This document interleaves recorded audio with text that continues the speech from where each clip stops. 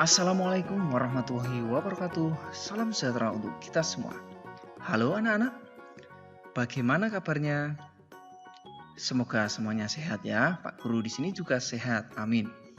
Baik anak-anak, di pertemuan ini kita akan melanjutkan di pertemuan-pertemuan sebelumnya masih pada senam ketangkasan.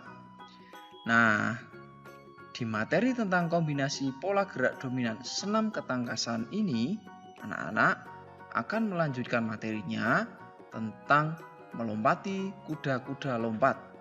Tapi sebelum itu, kita berdoa dulu ya, agar kegiatan kita diberi kelancaran dan manfaat untuk kita semua. Mari kita berdoa mulai.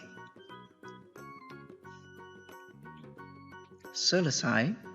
Baik anak-anak, tentang gerakan melompati kuda-kuda lompat ini, ya apa saja tujuan belajarnya? Yang pertama, anak-anak bisa mendeskripsikan kombinasi gerak dominan dalam senam menggunakan alat. Nah, di pertemuan ini menggunakan kuda-kuda lompat. Lalu, anak-anak bisa mempraktikkan kombinasi gerak dominan dalam senam menggunakan alat ini, yakni menggunakan kuda-kuda lompat pada pertemuan ini.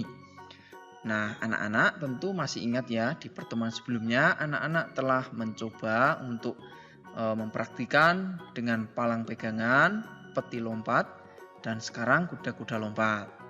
Nah, anak-anak, untuk materi melompati kuda-kuda lompat ini, Pak Guru akan memberikan informasi pada anak-anak bahwa kuda-kuda lompat itu seperti apa.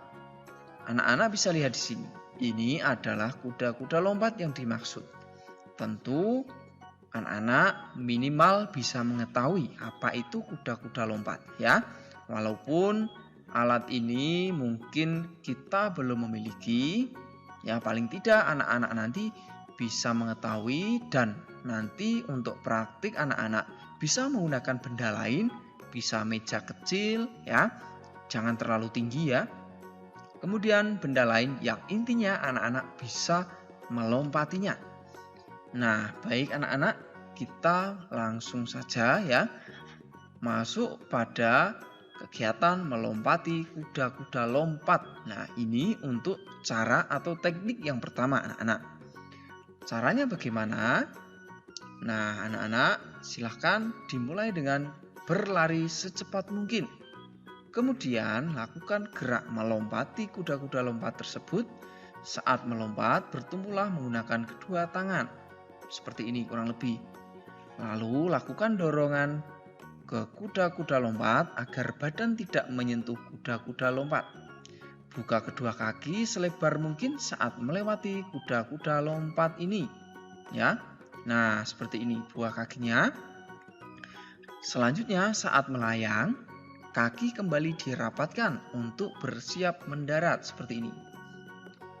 Kemudian condongkan badan ke depan dan pandangan mengarah ke depan. Lalu mendaratlah menggunakan kedua kaki. Kaki sedikit ditekuk untuk mengurangi benturan. Nah, begitu anak-anak untuk gerakan pertama melompati kuda-kuda lompat. Nah, sebenarnya teknik melompati kuda-kuda lompat ini hampir sama yang pernah anak-anak pelajari untuk melompati peti lompat. Ya, hanya media atau sarannya yang berbeda, yakni kuda-kuda lompat. Kemudian kedua tangan diayunkan ke depan untuk menjaga keseimbangan anak-anak, jangan lupa. Dan berdirilah dengan sikap tegak untuk mengakhiri rangkaian gerakan dari melompati kuda-kuda lompat ini. Nah, secara utuh anak-anak bisa lihat gerakan berikut ya.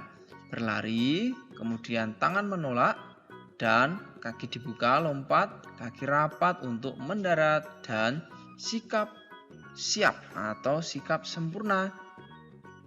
Begitu anak-anak. Bagaimana, bisa dimengerti ya? Baik, kita lanjutkan anak-anak untuk melompati kuda-kuda lompat yang kedua.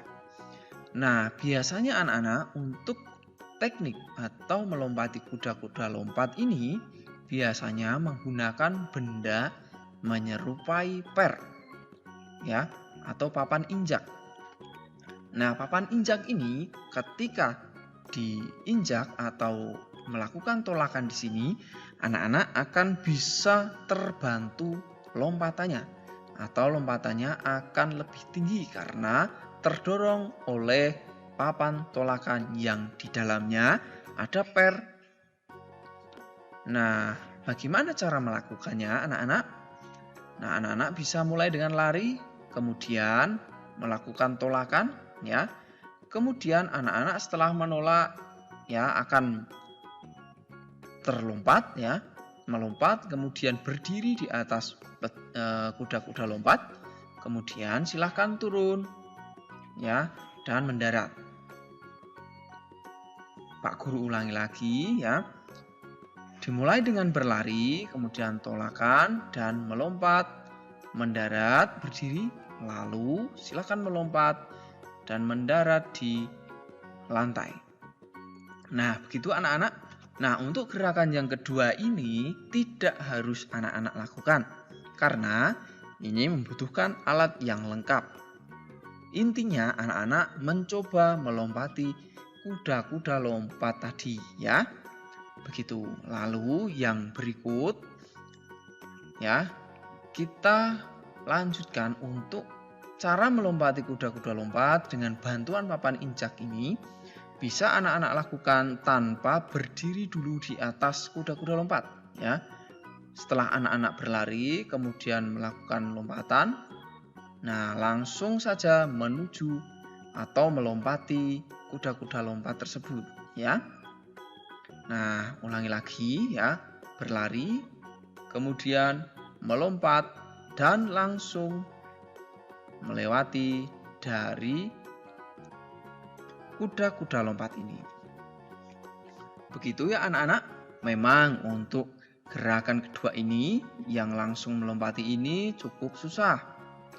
Ya, anak-anak tidak harus mencobanya yang ini, ya. Yang penting anak-anak berusaha untuk melompati yang gerakan satu tadi yang mudah saja. Namun apabila anak-anak memiliki papan injak atau per seperti ini, anak-anak bisa mencobanya, ya, tidak apa-apa. Nah, demikian anak-anak untuk pembelajaran kita tentang gerakan melompati kuda-kuda lompat. Semoga bermanfaat dan Pak Guru ingatkan, silahkan mencoba dengan pengawasan dari orang tua atau saudara yang ada di rumah, ya, agar anak-anak terjaga keselamatan dan keamanannya. Demikian untuk mata pelajaran PJOK tentang gerakan melompati kuda-kuda lompat. Semoga bermanfaat. Apabila ada kesulitan, silahkan bisa ditanyakan di kolom komentar. Begitu, silahkan mencoba, tetap semangat belajar anak-anak di rumah dan patuhi protokol kesehatan agar anak-anak senantiasa terjaga dan keluarga di rumah terus dalam keadaan sehat dan bugar. Begitu anak-anak, mari kita akhiri pembelajaran kita dengan berdoa. Berdoa mulai. Selesai. Sampai jumpa anak-anak di pembelajaran selanjutnya. Assalamualaikum warahmatullahi wabarakatuh. Salam sehat, salam semangat, salam PJOK.